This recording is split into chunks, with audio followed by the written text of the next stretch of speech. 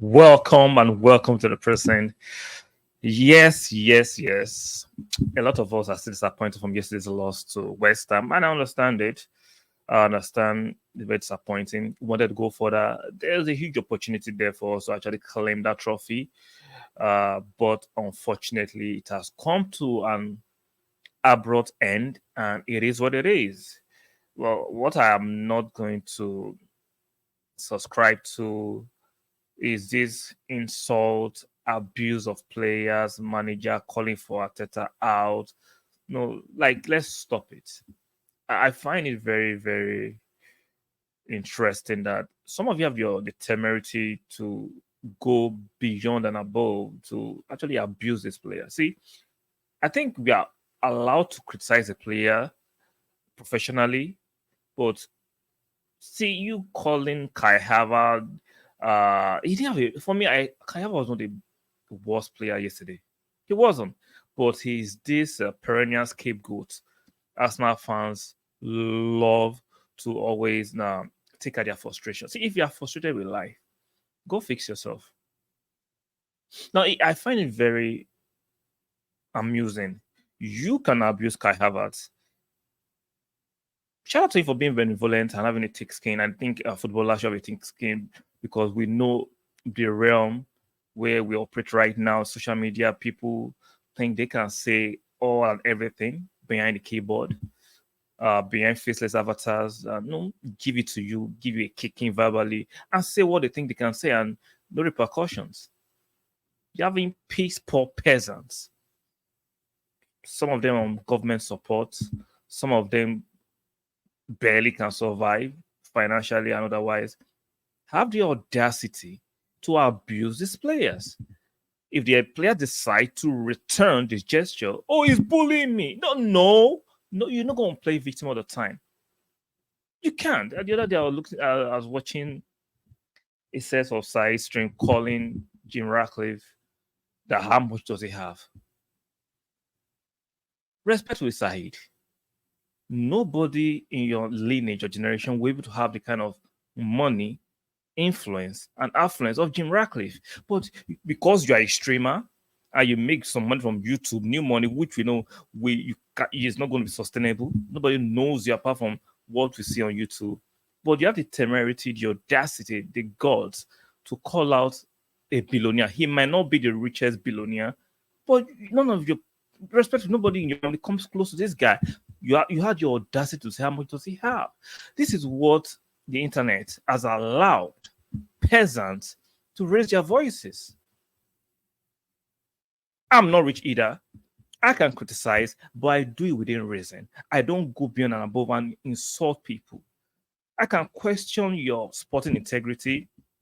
I can question objectively what I think sporting wise you can do or what you're doing short. But to start abusing somebody that is bigger than you financially, influence wise, I'm not saying because they're bigger than you financially, you cannot criticize. You can within reason, within the logic, objectivity, no personal insults. But no, we are not going to introduce personal insults, question them, even though if you look at it empirically, they are better than you in all facets of life. In all facets of life, you can't even compete. But because of the internet and the camera, you can go on YouTube, you can go on Twitch, you have all these jargons to say. We are allowed as Arsenal fans to be emotional, but within control, to express our disappointment, our displeasure. But personal abuse and targeted banter on certain players. Like some players are actually targeted. Like he didn't have the buzz. He didn't have scratch that. He didn't have the worst game yesterday. Fabio Vieira was poor, but I've seen Fabio Vieira had one or two good games this season. Can he improve? Yes. We all agree the midfield was kind of physically weak, and the West Ham team, in my opinion, they're better physically. They didn't play better than us, but possession without penetration can be pointless sometimes, and I get it. I get our frustration. I get our anger, but we shouldn't go on this outrage, this outburst. To be calling for Arteta's sack. Are you insane? Calling for Arteta's sack for what? He has won more than he has lost this season. Yes, we're out of Carabao Cup. We're still in the FA Cup, which will begin the early part of January next year. We are still contending for the English Premiership. We are still in the Champions League. I get it. We wanted to still remain in the Carabao Cup because Man City has been knocked out. There's an opportunity to win it. Unfortunately, yesterday, the players they didn't live up to the billing, and West Ham were just more prolific with their conversion of the chances to goals. Nobody's talking about Ramsey, who has from had a clanger yesterday. I even heard someone questioning how good is Kivio.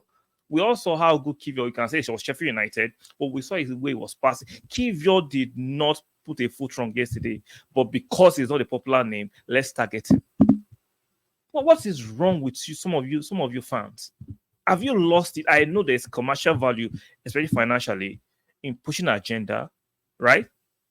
In pushing blind propaganda, in misrepresenting the truth because if financially is an incentive, is an incentives. If you push this kind of agenda, people come and argue in your comment section, right? People come and like the video. There's so many dysfunctional people that want to argue. They thrive, they enjoy, they relish the fact that they just want to be unhappy. They are cities like that. It's part of the society. But for some of us who want to be sane, we like stability, we like rational, logical argument. This is becoming very disturbing. That the modern fan is looking highly unstable, and if you have personal problems, you don't have to project them on the team you support. Go and deal with your personal problems. Don't deal with your personal problems. And those of you who are actually making a lot of revenue off the ignorant fans, sometimes I'm like, do I have to necessarily blame you? You're seeing a loophole where you can make some money. If the customer is not wise, do you have to blame the producers? Because there's so many idiots who can't think for themselves, who can't see that, yes, you can be disappointed, but you need to lash out. No, not necessarily. So Newcastle is next, no matter the disappointment of being ousted by West Ham in the Carabao Cup. Hopefully, and I strongly believe, we'll bounce back against Newcastle. St. James's Park. It's not all doom and gloom. Don't let X mislead you. Don't let YouTube mislead you, especially those big Arsenal platforms who have seen a gateway for revenue, especially when we lose. That's when they have so many views. That's when they become more controversial. Guys, grow up. Your personal problem doesn't have to be projected on us now. We all want to win. Yes, Arteta has not won anything since the FA Cup 4 years ago. Calm down. The season has not ended. Until the season ends, you cannot jump to conclusions. Disappointed? Again, I'm reiterating it. We bowed out of the Carabao Cup, but it's not yet doom and gloom.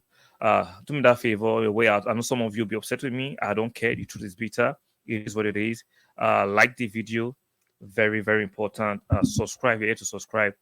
And make sure you turn on your notification bell. That's my 2 cents for now.